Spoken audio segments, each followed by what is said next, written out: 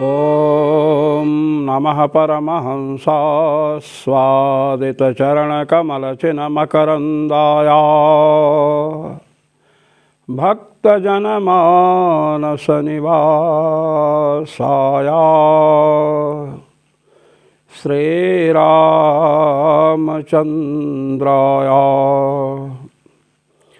यत्र यत्र रघुनाथकीर्तनं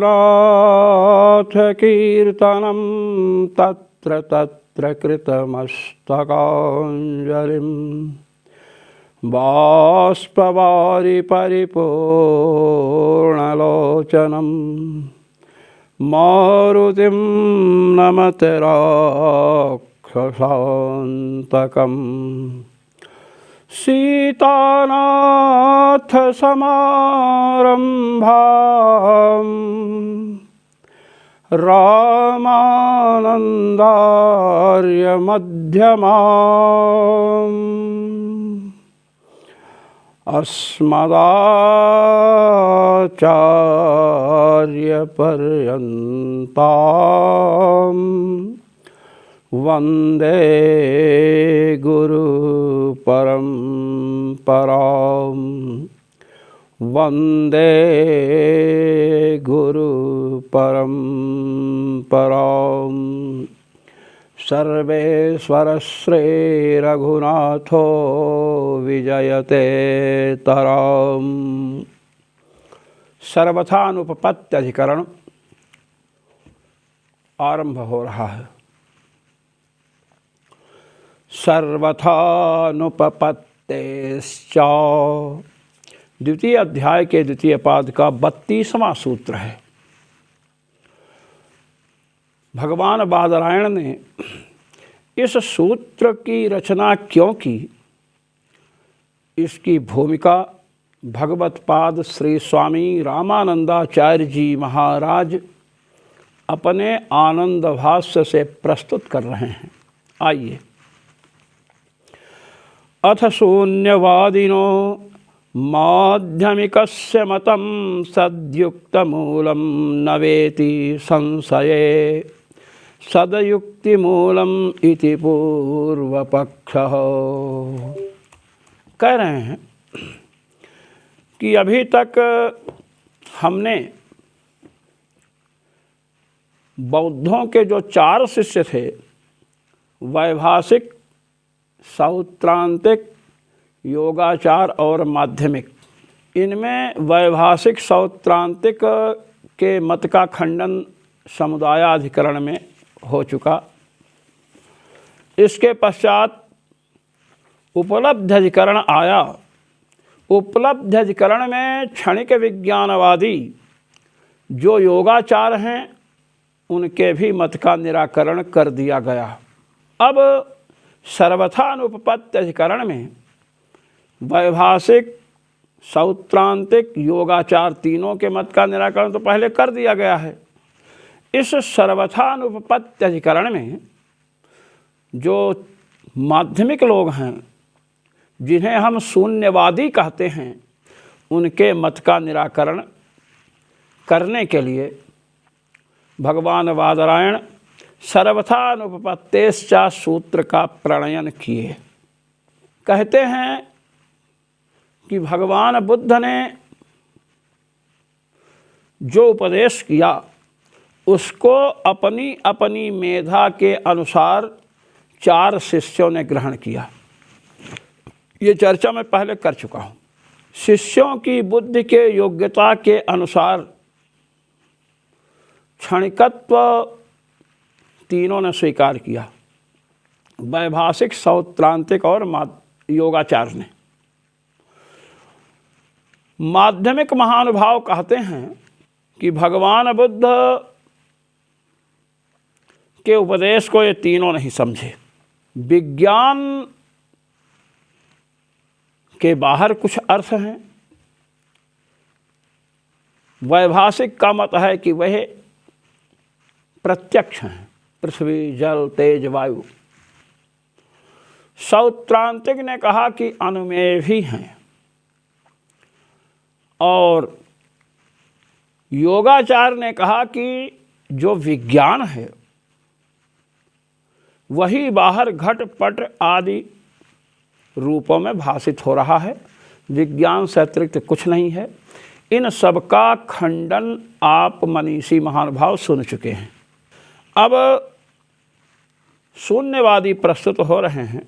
वे कहते हैं कि न तो बाह्य पदार्थ है, न आंतर पदार्थ है, परमाणु पुंज पृथ्वी जल तेज वायु है, ये सब कुछ नहीं है, सब कुछ शून्य ही है। अथ शून्यवादिनो माध्यमिकस्य मतम सदयुक्तिमूलम न वा इति संशये सदयुक्तिमूलम इति पूर्वपक्षः। शून्यवादी जो माध्यमिक हैं उनका मत सदयुक्ति मूलक है, अर्थात अच्छी युक्तियाँ उसके मूल में हैं, उनके मत के मूल में अच्छी युक्तियाँ हैं, या असद युक्तियाँ हैं जो खंडित हो जाएं, ये संशय हुआ। जो भगवान बुद्ध हैं उनके शिष्यों के विषय में भगवत्पाद श्री स्वामी रामानंदाचार्य जी महाराज कह रहे हैं, तथा ही उत्तम मध्यमाधम अधिकारी भेदेन तत्तदर्थानां विज्ञान रूपत्व अनुमेयत्व प्रत्यक्षत्वादिकं बोध्यम। उत्तम, मध्यम और अधम, इन अधिकारियों के भेद से पदार्थों में किसी ने विज्ञान रूप माना, योगाचार ने, वैभाषिकों ने प्रत्यक्ष माना, सौत्रांतिकों ने अनुमेय भी माना है। तदपि च क्षणिकतया अतिरिष्टम, और वे सब क्षणिक हैं, ये कहा गया। शून्यवादी कहता है वस्तुतः शून्यमेव तत्वम इत्येव सौगतोभिप्रायः। कहते हैं वस्तुतः शून्य ही तत्व है, यही सौगत का अभिप्राय है, भगवान बुद्ध का यही अभिप्राय है। सर्वस्य पदार्थजातस्य सत्वं असत्वं सदसदरूपत्वं अनुभयरूपत्वं वा इति विवेचनीयम। कहते हैं कि ये बतलाइए कि जितने पदार्थ दिख रहे हैं ये सत हैं, सत्वम माने इनकी ये सत हैं, इनकी सत्ता है। पदार्थ जातस्य सत्वम, पदार्थ जातस्य इत्यत्र षष्ठ्याः निष्ठत्वम अर्थः। जितने पदार्थों के समूह हैं, पदार्थ जो भी हैं, उनमें सत्व है क्या, अर्थात वे सत हैं क्या, अथवा वे असत हैं। चार कल्प विकल्प किया। सत हैं पदार्थ, दृश्यमान पदार्थ सत हैं, अथवा असत हैं, अथवा सत असत उभय रूप हैं, अथवा दोनों रूप नहीं हैं, अनुभय रूपम। तत्र नाद्यः पक्षः क्षेमतां लभते बाधितत्वात्। पदार्थ सत हैं, ये जो प्रथम कल्प है, प्रथम पक्ष है, चार पक्ष उठाए गए। जो पदार्थ हैं वे सत हैं, अथवा असत हैं, अथवा सद असद रूप हैं, अथवा दोनों सद असद से भी भिन्न हैं। ये चार विकल्प उठाए गए। इसमें प्रथम कल्प जो है यह उचित नहीं है। क्षेमताम न लभते, यह पक्ष अपने स्थैर्य को नहीं प्राप्त कर सकता है। क्यों? बाधितत्वात्, बाधित है। आप देखिए ये शरीर है, सिर से लेकर पैर तक। अब शरीर, इसमें हम खोजना शुरू करें, शिखा को अलग कर दें, मस्तक को अलग कर दें, नाक आँख कान जितने अवयव हैं सबको अलग करते जाइए, क्या शरीर मिलेगा? नहीं मिलेगा। इसलिए यह शरीर जो कहा जा रहा है वस्तुतः है ही नहीं, केवल भ्रांति है इसमें, इसलिए सत नहीं है। न द्वितीयो अस्तित्वोपलभ्यमानत्वात् न द्वितीयः अस्ति इत्येव उपलभ्यमानत्वात्। द्वितीय पक्ष, सभी पदार्थ असत हैं, ये भी नहीं कह सकते हैं। क्यों? क्योंकि अस्ति इत्येव उपलभ्यमानत्वात्। घटो अस्ति, घट है, पट है, आप हैं, हम हैं, आश्रम है, भारत राष्ट्र है, संपूर्ण विश्व है, अनेक देश हैं, अनेक मनुष्य पशु पक्षी इत्यादि वस्तुएं हैं। तो हैं अस्ति, मनुष्याः सन्ति, घटः अस्ति, पटो अस्ति। घट है, पट है, मनुष्य है। इस प्रकार अस्तित्वेन सबकी उपलब्धि होती है, सब अनुभूत होते हैं। तो इसलिए असत भी नहीं कह सकते हैं। सत का खंडन कर दिया, खोजो तो कुछ मिलेगा नहीं। असत का खंडन इसलिए कर दिया क्योंकि अस्तित्वेन उपलब्धि होती है। घटो अस्ति, घट है, आप हैं, हम हैं, तो अस्तित्व है ना हमारा आपका, तो इसलिए असत भी नहीं कह सकते हैं। न तृतीय, तृतीय कल्प भी उचित नहीं है। सद असद रूप हैं, कह देना सत है ना असत है। सत का खंडन कर दिया आपने, असत का खंडन कर दिया, तो कहते हैं सद असद रूप मान लें। कहते हैं न तृतीय, तृतीय कल्प भी उचित नहीं है। क्यों? परस्पर विरोधात्। परस्पर विरुद्ध बात है। कोई वस्तु सत और असत उभय रूप कैसे हो सकती है बताइए? या तो वस्तु सत रूप होगी या असद रूप होगी, चाहे सद रूप हो चाहे असद रूप हो। घट है, सत है, ससश्रृंग है, खपुष्प है, वंध्यासुत है, ये असत है। एक ही वस्तु सत भी हो असत भी हो, ये संभव नहीं है। इसलिए सद असद रूप भी पदार्थों को नहीं मान सकते हैं। अनुभय रूपम व, अब सद और सद असद से विलक्षण मान लें। नापि तुरीयो असंभवात् व्याहतत्वाच्च। चतुर्थ पक्ष जो है सद असद उभय से भिन्न मान लें। कहते हैं चतुर्थ पक्ष भी संभव नहीं है। क्यों? संसार में तो कोई वस्तु सत्य है, कोई असत है। सदसद वस्तु कोई मिलती नहीं, सत्य भी हो असत भी हो, सत्य भी हो झूठी भी हो। और सद असद से विलक्षण जब सद असद ही नहीं मिलेगा तो सद असद से विलक्षण कौन होगा?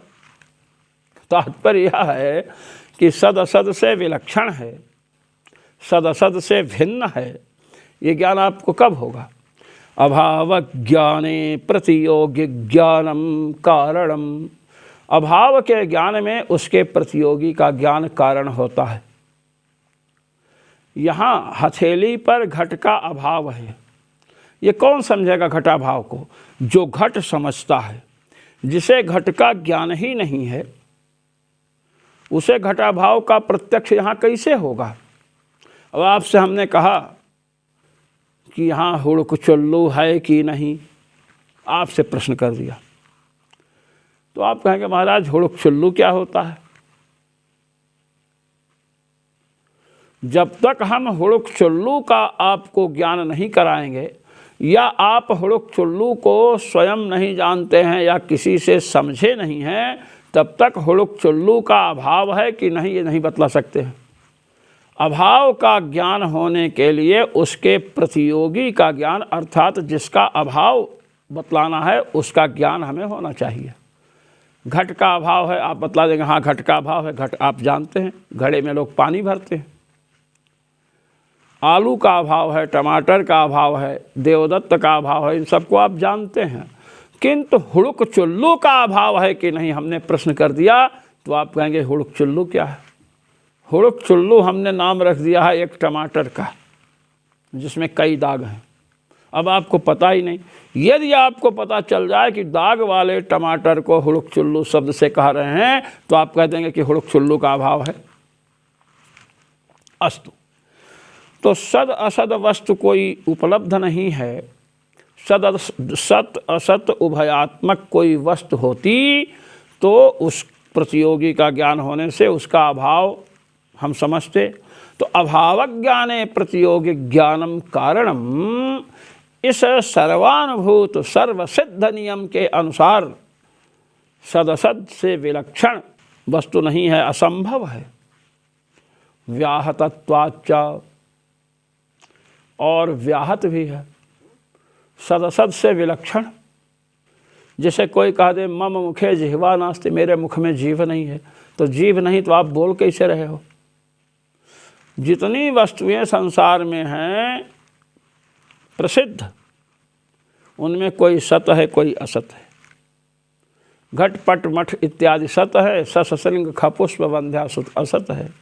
व्याहतत्वाच्च, सदसद से विलक्षण वस्तु कहना, ये व्याह जब सदसद वस्तु ही नहीं है तो सदसद से विलक्षण कहाँ होगी, भिन्न कहाँ होगी? तस्मात् शून्यम एव तत्वम इति मतम युक्तम, इसलिए शून्य ही तत्व है और कोई तत्व नहीं है, ये शून्यवादियों का मत ही युक्ति संगत है, ऐसा माध्यमिक लोग कहते हैं। हम शून्यवादियों का मत ही उपयुक्त है। इति प्राप्ते विधीयते, ऐसा पूर्व पक्ष जब प्रस्तुत हुआ तो भगवान बादरायण कृष्णद्वैपायन व्यास कह रहे हैं सर्वथानुपपत्तेश्च, द्वितीय अध्याय के द्वितीय पाद का 32वां सूत्र। इससे सिद्धांत बतला रहे हैं। कहते हैं सर्वथानुपपत्तेश्च इति सर्वप्रकारेण सर्वशून्यत्वरूपं तुच्छत्वं नोपपद्यते। भगवत्पाद श्री स्वामी रामानंदाचार्य जी महाराज सर्वथानुपपत्तेश्च सूत्र पर आनंद भाष्य लिख रहे हैं, सर्वप्रकारेण सर्वशून्यत्वरूपं तुच्छत्वं न उपपद्यते। सभी प्रकार से, कोई भी प्रकार आप लीजिए, कोई भी प्रणाली लीजिए, कोई भी पद्धति लीजिए, सर्वशून्यत्व रूप जो तुच्छत्व है यह उपपन्न नहीं हो सकता है। कहते क्यों? कहते सुनो, किंतु प्रमाण प्रमेयादि पदार्थाः सततम उपलभ्यमानाः सन्ति एव। प्रमाण रूप का साक्षात्कार करते हैं, घट पट का प्रत्यक्ष करते हैं। देखिए ये माउस रखा है, इसका प्रत्यक्ष आप कर रहे हैं ना, तो माउस, ये माउस है, ये जो प्रत्यक्ष हो रहा है इसमें प्रमाण क्या है? चक्षुरेंद्रिय। चाक्षुष प्रत्यक्ष में प्रमाण कौन है? चक्षुरेंद्रिय। गंध का प्रत्यक्ष हुआ, इत्र छिड़क दिए, कहे बड़ी सुगंध है, तो सुगंध का जो साक्षात्कार हुआ है घ्राणेंद्रिय से हुआ, ये घ्राणज प्रत्यक्ष है। शब्द सुनाई देता है कान से, श्रोत्र से, श्रोत्रेंद्रिय है, इसे श्रोत्रज प्रत्यक्ष कहते हैं, श्रावण प्रत्यक्ष कहते हैं। तो इंद्रिय से स्पर्श करते हैं, स्पर्श की जो अनुभूति होती है उसमें त्वाच, जो त्वाच प्रत्यक्ष है, इसे स्पर्श का प्रत्यक्ष त्वाच प्रत्यक्ष माना गया, तो इंद्रिय से होता है। रसनेन्द्रिय से रस खट्टा है कि मीठा है कि कड़वा है, इसका प्रत्यक्ष होता है, इसे रासन प्रत्यक्ष कहते हैं। इस प्रकार ये सब प्रमाण हैं, रसनेन्द्रिय, चक्षुरेंद्रिय, घ्राणेन्द्रिय, श्रोत्रेंद्रिय, त्वगिंद्रिय, ये सब प्रमाण हैं। प्रमाजनकत्वम प्रमाणत्वम, जो यथार्थ ज्ञान का जनक हो उसे प्रमाण कहते हैं। इसलिए ये इंद्रियां क्या हैं? प्रमाण हैं। प्रमाण सबको अनुभव हो रहा है, आँख से हम भी देख रहे हैं, आप भी देख रहे हैं। माध्यमिक जो शून्यवादी हैं वो तो नहीं कह सकते हैं ये बात कि आँख से हम नहीं देखते हैं, कान से देखते हैं, या हम देखते ही नहीं। चक्षुरेंद्रिय तो उनको भी माननी पड़ेगी। और इन्होंने जो ये बात कही कि शरीर जो है नख से लेकर शिख तक शरीर, इसमें शिखा को हटा दो, नाक कान को हटा दो और हाथ को हटा दो, शरीर नाम की कोई वस्तु नहीं मिलेगी। उनसे मैं एक प्रश्न कर रहा हूँ, आलू और गोभी की सब्जी तो ये लोग भी खाते होंगे, साग। तो आलू को जब काटते हैं, साधु शाही भाषा में अमनिया करते हैं, आलू को काटते हैं, गोभी को काटते हैं, तो उसमें आलू और गोभी क्यों नहीं खोजते हैं? एक एक अवयव निकालते जहाँ कुछ नहीं बचेगा। वहाँ पर ऐसा नहीं करेंगे, वहाँ तो आलू काट करके उसमें खूब लहसुन प्याज मिला मिला करके सब्जी बनाएंगे और गपागप खाएंगे। उस समय शून्यवाद नहीं है।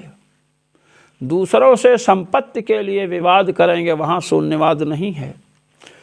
मानव प्रतिष्ठा इत्यादि चाहेंगे, धनी होना चाहेंगे, वहाँ शून्यवाद नहीं है।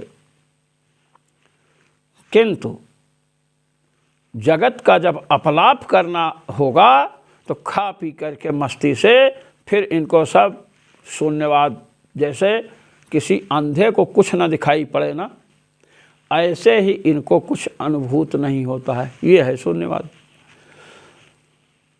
तो प्रमाण भी उपलब्ध हैं, चक्षुरेंद्रिय, घ्राणेन्द्रिय, त्वगिंद्रिय, श्रोत्रेंद्रिय, रसनेन्द्रिय, त्वगिंद्रिय आदि ये प्रमाण हैं। और प्रमेय क्या है? घट पट मठ आप और हम। जब सब शून्यवाद है तो विवाद क्यों करने आए हो? प्रमाण प्रमेय आदि जो पदार्थ हैं, षोडश पदार्थों की चर्चा न्याय प्रमाण प्रमेय संशय प्रयोजन दृष्टांत सिद्धांत अवयव तर्क निर्णय इत्यादि सब पदार्थ हैं, उपलब्ध होते हैं। इसलिए सब शून्य है, कुछ है ही नहीं, ये आप कैसे कह सकते हैं? अयम अभिप्राय भगवत पाद श्री स्वामी रामानंदाचार्य जी महाराज कह रहे हैं कि अब अभिप्राय सुनिए। शून्यवादिनो सर्वस्य शून्यत्वं व्यवस्थाप्यते। शून्यवादी लोग जो हैं माध्यमिक, ये सभी पदार्थों को शून्य कह रहे हैं। पदार्थ नहीं माने शून्य, माने कोई कुछ है ही नहीं। अब हमारा एक प्रश्न है, आप सब कुछ बता रहे हो, सब शून्य है। तत्केनचित् प्रमाणेन तदतिरिक्तेन वा। आप कह रहे हैं कि कोई वस्तु है ही नहीं, घट पट मठ इत्यादि कुछ नहीं है, न बाह्य वस्तु है न अंतर वस्तु है। तो जो संपूर्ण वस्तुओं का जो आप अभाव बता रहे हैं, जैसे ससश्रृंग नहीं होता है, वंध्यासुत नहीं होता है, खपुष्प नहीं होता है, ऐसे ही कोई वस्तु नहीं है। तो संपूर्ण वस्तुओं का जो आप अपलाप कर रहे हैं, उसकी सिद्धि कर रहे हैं। सभ्य भाषा में संपूर्ण वस्तुओं के अभाव की आप सिद्धि कर रहे हैं। तो तत्केनचित् प्रमाणेन तदतिरिक्तेन वा। तो ये सब बातें आप किसी प्रमाण से कह रहे हैं कि प्रमाण से भिन्न आप बोल रहे हो? आपके कथन में कोई प्रमाण है अथवा प्रमाण नहीं है? ये प्रश्न, दो विकल्प हुआ। भवताम कथने, भवताम यत् कथनम सर्वं शून्यम, अस्मिन् कथने किमपि प्रमाणादिकं भवता स्वीक्रियते अथवा प्रमाणरहितम एव भवता वशः। आप कह रहे हो कि सब कुछ शून्य ही है, शून्य से अतिरिक्त कोई भी वस्तु नहीं है, आत्मा भी नहीं है। तो सब कुछ शून्य है। जैसे हम कहते हैं ये माउस है, ये लीजिए, हमने कह दिया कि ये पंचपात्र है, देखिए संध्या गायत्री करने के लिए, आचमन करने के लिए। तो ये वस्तु है, तो इसमें प्रमाण है ना, चक्षुरिंद्रिय। आप आँख से देख रहे हैं ना, तो चक्षुरिंद्रिय प्रमाण है। ऐसे ही आप कह रहे हो सब कुछ शून्य है। तो हम आपसे पूछ रहे हैं कि सब कुछ शून्य है, इसमें प्रमाण क्या है? कोई प्रमाण है क्या आपके पास? अथवा प्रमाण नहीं है आपके कथन में? तत्र नोद्यः, प्रथम पक्ष आप मान नहीं सकते हैं। कोई प्रमाण है शून्यवाद की सिद्धि में, यह आप प्रथम पक्ष स्वीकार नहीं कर सकते हैं। क्यों? आपने तो सब कुछ शून्य कह दिया है, तो प्रमाण कहाँ से आ गया? जब सब शून्य ही है, कुछ है ही नहीं, तो प्रमाण भी नहीं। प्रमेय भी नहीं। कृत्स्नानां प्रमाणानां तन्मते तुच्छत्वात् तेषां वस्तु व्यवस्थापन सामर्थ्यात् व्यवस्थापन असामर्थ्यात्। कहते हैं जितने प्रमाण हैं आप तो उनकी सत्ता मानोगे नहीं, क्योंकि सब कुछ शून्य है, प्रमाण भी आप नहीं मानते हो। तो जितने प्रमाण हैं वे सब आपके मत में ससश्रृंग वंध्यासुत के समान तुच्छ हैं, अलीक हैं, मिथ्या हैं। इसलिए उनके द्वारा वस्तुओं की अर्थात शून्यवाद की व्यवस्था नहीं बन सकती है। वे शून्यवाद के सिद्धांत के लिए प्रमाण नहीं बन सकते हैं, उनमें सामर्थ्य ही नहीं है, क्योंकि उनकी सत्ता ही आपने नहीं मानी। नान्तिमः, अंतिम प्रमाण से भिन्न। हमने पूछा कि शून्य, सब कुछ शून्य है, इसमें कोई प्रमाण है या नहीं। यदि आप कहें प्रमाण है तो आप तो सब कुछ शून्य मानते हो। जितनी वस्तुएं दिख रही हैं सब ससश्रृंग वंध्यासुत की भांति असत हैं। तो असत से कोई कार्य सिद्ध होता है? ससश्रृंग से कोई कार्य सिद्ध हुआ आज तक? वंध्यासुत से कोई कार्य सिद्ध हुआ? तो जब प्रमाण असत है ही नहीं, तो उससे शून्यवाद की सिद्धि कैसे होगी? शून्यवाद व्यवस्थित कैसे होगा? नान्तिमः, यदि कहो प्रमाण से अतिरिक्त कोई है, कहते हैं प्रमाणातिरिक्तेन व्यवस्थाप्यमाने गगन कुसुमायिते वस्तुनि प्रेक्षावत् प्रवृत्त्यनुपपत्तेः। कहते सुनिए,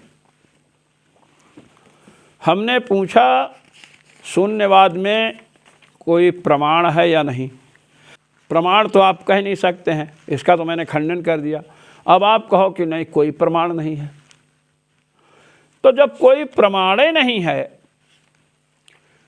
भाई नियम तो यह है लक्षण प्रमाणाभ्याम वस्तु सिद्धि। लक्षण और प्रमाण से ही तो वस्तुओं की सिद्धि होती है। लक्षण से वस्तु की सिद्धि होती है और प्रमाण से। ये माउस है, इसमें प्रमाण ये है, यहाँ इसकी सिद्धि में क्या प्रमाण है? चक्षुरिंद्रिय प्रमाण है। तो प्रमाण से ही वस्तु की सत्ता सिद्ध होती है। प्रमाण से अतिरिक्त क्या हुआ? प्रमाण और प्रमाण से अतिरिक्त को अप्रमाण, यही ना कहेंगे। तो प्रमाण तो आप तुच्छ होने से उससे आप शून्यवाद की व्यवस्था कर नहीं सकते हो। अप्रमाण से अतिरिक्त अप्रमाण के द्वारा शून्यवाद की व्यवस्था करो। गगन कुसुम खपुष्प वंध्यासुत में कोई प्रमाण है? प्रत्यक्ष प्रमाण से बांझ के पुत्र को किसी ने देखा? यदि बांझ है तो पुत्र कहाँ से आएगा? तो प्रमाण से अतिरिक्त होता है अप्रमाण। लक्षण और प्रमाण से वस्तुओं की सिद्धि होती है। जब प्रमाण है ही नहीं तो गगन कुसुमायिते वस्तुनि, जिस वस्तु में प्रमाण नहीं है, तो प्रमाण नहीं उपलब्ध होने पर उस वस्तु की सत्ता सिद्ध नहीं होगी। गगन कुसुम हो जाएगा। खपुष्प, आकाश का पुष्प कहीं होता है, वंध्यासुत कहीं होता है। कोई कहे आपसे बांझ के पुत्र से पैसा ले आओ, आप कहोगे वाह भाई, बांझ के तो पुत्र होते नहीं। कोई कहे सस खरगोश का सींग ले आओ, उससे हम शंकर जी को स्नान कराएंगे, तो ससश्रृंग तो होता ही नहीं है। कहो खपुष्प ले आओ, आकाश का पुष्प ले आओ, हम उससे शिव जी का अभिषेक करेंगे, भगवान सर्वेश्वर श्री रघुनाथ जी को माला बना करके पहनाएंगे, तो खपुष्प तो होता ही। गगन कुसुमायिते वस्तुनि, गगन खपुष्प के समान जो वस्तुएं हैं, अर्थात जो असत वस्तुएं हैं, उसमें प्रेक्षावत प्रवृत्त्यनुपपत्ते है। प्रेक्षावान जो बुद्धिमान लोग हैं उनकी प्रवृत्ति नहीं होती है। तो शून्यवाद में तो किसी की प्रवृत्तियाँ नहीं होगी मानने में, जब प्रमाण ही नहीं है। न च शून्य व्यवस्थापकस्य प्रमाणस्य सत्वम अभ्युपेयत इति सांप्रतम। शून्यवादियों ने कहा कि हमको इतना मूर्ख समझते हैं क्या आप लोग। शून्यवाद को व्यवस्थित करने के लिए हम एक प्रमाण मानेंगे, न च शून्य व्यवस्थापकस्य प्रमाणस्य सत्वम अभ्युपेयते इति सांप्रतम। शून्यवाद की व्यवस्था करने के लिए, शून्यवाद को सिद्ध करने के लिए यदि आप एक प्रमाण मानेंगे, आप कहें कि हम एक प्रमाण मानेंगे, कहते इति न सांप्रतम का, ये भी ठीक नहीं है, उचित नहीं है। क्यों? प्रतिज्ञा विरोधात् व्याघाताच्च, आपकी प्रतिज्ञा का विरोध होगा, प्रतिज्ञा बाधित हो जाएगी। आप तो कह लो सर्वम शून्यम, सब कुछ शून्य ही है, कोई वस्तु ही नहीं है। तो जो शून्यवाद की सिद्धि के लिए एक प्रमाण मानोगे तो सब कुछ शून्य है जो आपने कहा, एक प्रमाण मान लिया तो शून्यवाद वाली प्रतिज्ञा का बाध हुआ कि नहीं। व्याघाताच्च, और व्याघात भी है, सब कुछ शून्य है यह भी कहो और प्रमाण भी स्वीकार करो। एक प्रमाण भी स्वीकार कर लिए और सब कुछ शून्य है। अरे जब एक कमरा है, एक कक्ष है, गद्दी है, प्रधान गद्दी सर्वेश्वर श्री रघुनाथ पीठ की, अब यहाँ पर हम कह दें सब शून्य है, कुछ नहीं है, और हम बैठे भी रहे तो लोग कहेंगे क्या महाराज, बदतो व्याघात, आप कह रहे हो कुछ है ही नहीं, आप स्वयं विराजमान हो यहाँ पर, पुस्तकें हैं आपकी, कैसे सब कुछ शून्य हुआ। तो ये व्याघात होगा, सब कुछ शून्य भी कहना और एक प्रमाण भी मानना। जैसे कोई कहे मेरे मुख में जीभ नहीं है, तो जीभ नहीं तो बोल कैसे रहे हो। कहे कोई मेरी माता बांझ है, बंध्या है, मम माता बंध्या, जब बंध्या है तो तुम कहाँ से टपक पड़े भाई। इसलिए कहते हैं प्रतिज्ञा विरोधात् व्याघाताच्च। व्याघात क्या है कि सब कुछ शून्य भी कहना और एक प्रमाण भी मान लेना। जब एक प्रमाण रहेगा तो सब शून्य कैसे रहा, एक तो रहा ना।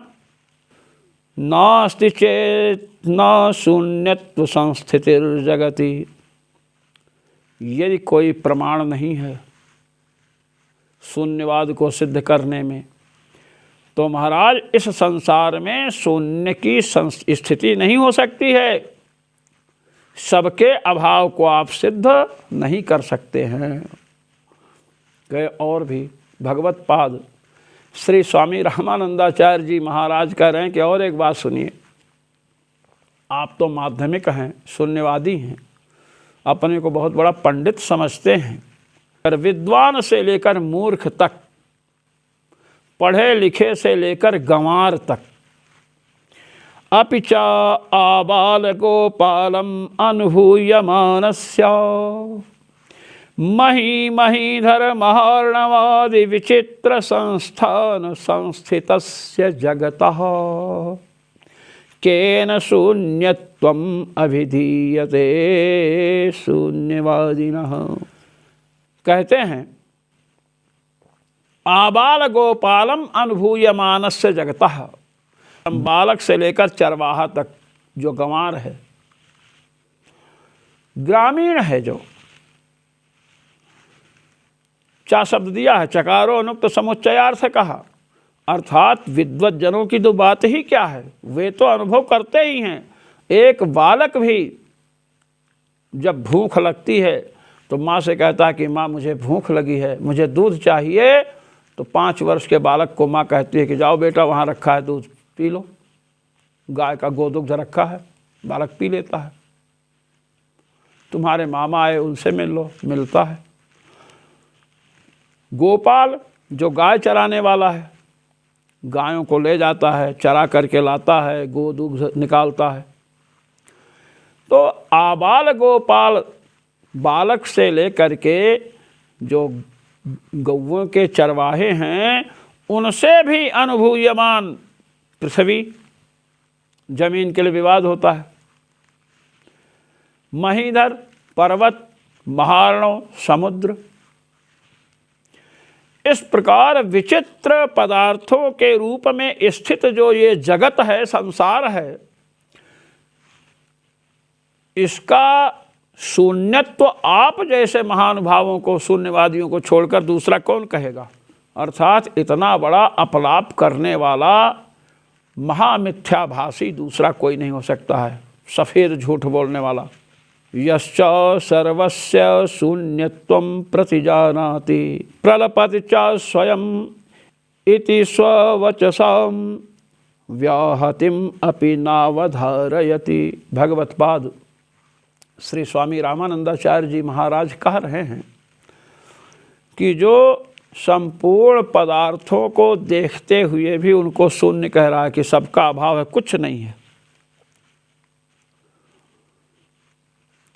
प्रतिज्ञा कर रहा है कुछ नहीं है। प्रलपति च स्वयं, या तो प्रतिज्ञा किया कि कुछ है ही नहीं, सब कुछ शून्य है, और प्रलाप भी कर रहा है सब कुछ शून्य है, सब कुछ शून्य है। स्ववचसाम व्याहतिम अपि नावधारयति, तो अपने वाणी के व्याघात को भी नहीं समझ रहा है। शून्यवादियों से पूछिए सब कुछ शून्य है, कहेंगे हाँ हाँ सब शून्य है। पूछिए आप जो बोल रहे हो ये है कि नहीं? आप जिस वाणी का प्रयोग कर रहे हो, आप कह रहे हो जिस वचन से कि सब कुछ शून्य है, यह वचन है कि नहीं? जो आपने अभी वाणी का प्रयोग किया, सर्वम शून्यम, सब कुछ शून्य है। हम ये प्रश्न कर रहे हैं कि आपकी यह वाणी है या नहीं, आप हो या नहीं। आप बोल भी रहे हो और कह रहे हो सब कुछ शून्य है। श्री वेदांत देशिक महानुभाव ने अद्वैती महानुभावों पर कटाक्ष किया, कहे कि आप लोग अविद्या को अनिर्वचनीय कहते हो, न सत है न असत है। भाई अविद्या को अद्वैती महानुभाव सत कहें तो बाध नहीं होगा, सद्वस्तु का बाध नहीं होता है, और इस संसार को सत कहें तो ब्रह्म ज्ञान के बाद में बाध नहीं होगा, और ये असत कहें तो खपुष्प और बंध्यासुत के समान इसकी प्रतीति नहीं होगी। इसलिए उन्होंने कहा कि सदसद से विलक्षण है, अनिर्वचनीय है, इसको कहा नहीं जा सकता है। तो वेदांत देशिक महानुभाव कटाक्ष करते हुए कह रहे हैं कि वाह, संसार को, अविद्या को आपने अनिर्वचनीय कहा, उसका निर्वचन नहीं हो सकता है, यही ना? कहे हाँ, कहे उसका निर्वचन नहीं हो सकता, यह आप कह रहे हो, और अनिर्वचनीय शब्द से भी कह रहे हो। अनिर्वचनीय शब्द से आप अविद्या का निर्वचन कर रहे हैं और कह रहे अनिर्वचनीय, उसको कहा नहीं जा सकता है। ऐसे ही यहाँ पर भगवत्पाद श्री स्वामी रामानंदाचार्य जी महाराज कटाक्ष कर रहे हैं शून्यवादियों के ऊपर। स्ववचसां व्याहतिम अपि नावधारयति, सब कुछ शून्य है। यदि आपकी वाणी को ही मान लिया जाए, प्रमाण तो दे नहीं सके, प्रमाण भी आपके यहाँ तुच्छ है, खपुष्प के समान, बंध्यासुत के समान आपकी वाणी, यह खपुष्प के समान, बंध्यासुत के समान असत है कि सत है? यदि सत मानो तो सब कुछ शून्य है, ये सिद्धांत नष्ट हो गया, और यदि असत मानो तो आपकी वाणी से भी शून्यवाद की सिद्धि नहीं होने वाली है। किंच एतस्मिन् दर्शने दर्शनस्थानादिपदानां अस्थाने पश्यन् आतिष्ठन् इत्यादि शब्दानां प्रयोगोप्यशुद्ध एव। कहते हैं और इस दर्शन में जो प्रयोग किए गए हैं ये भी अशुद्ध हैं। दर्शन के स्थान पर पश्यन, दर्शन के स्थान पर क्या? पश्यना, और स्थान के स्थान पर आतिष्ठना इत्यादि जो शब्दों का प्रयोग हुआ है यह भी अशुद्ध है। जब आपके मत में रहने वाले इतने मूर्ख हैं कि शुद्ध शब्द का प्रयोग करना नहीं आता है, शुद्ध बोलना नहीं आता है, तो पदार्थों का निरूपण उनके बस की बात है क्या? कैसे करेंगे? तस्मात् इदं मतम सर्वथा अनुपपन्नम इति सिद्धम। भगवत्पाद श्री स्वामी रामानंदाचार्य जी महाराज कह रहे हैं उसकी हमने जो विवेचन किया भगवान बादरायण के सूत्र की छाया में रह करके, उससे यह सिद्ध हो गया कि बुद्ध के अनुयायी जो माध्यमिक हैं, शून्यवादी हैं, इनका मत किसी भी प्रकार से उपपन्न नहीं हो सकता है, सिद्ध नहीं हो सकता है, इसलिए ये सब गड़बड़ है। तो वैभाषिकों का खंडन हुआ, सौत्रांतिकों का हुआ, योगाचार जो क्षणिक विज्ञानवादी है उसका भी खंडन हो गया, और आज सर्वथानुपपत्ति अधिकरण से किसका खंडन हुआ? शून्यवादियों का। बौद्ध दर्शन को, बौद्ध मत को भगवान कृष्ण द्वैपायन व्यास ने धूल धूसरित कर दिया। भगवत्पाद श्री स्वामी रामानंदाचार्य जी महाराज के आनंद भाष्य में आज सर्वथानुपपत्ति अधिकरण पूर्ण हुआ। जो मनीषी महानुभाव जगत गुरु श्री स्वामी रामानंदाचार्य जी महाराज द्वारा विरचित ब्रह्म सूत्र के आनंद भाष्य का श्रवण मनन निधिध्यासन करते हैं, उन मनीषियों को मेरी ओर से सादर सप्रेम जय श्री राम, और सर्वेश्वर भगवान श्री रघुनाथ जी की ओर से अनंत अनंत आशीष। जय श्री राम।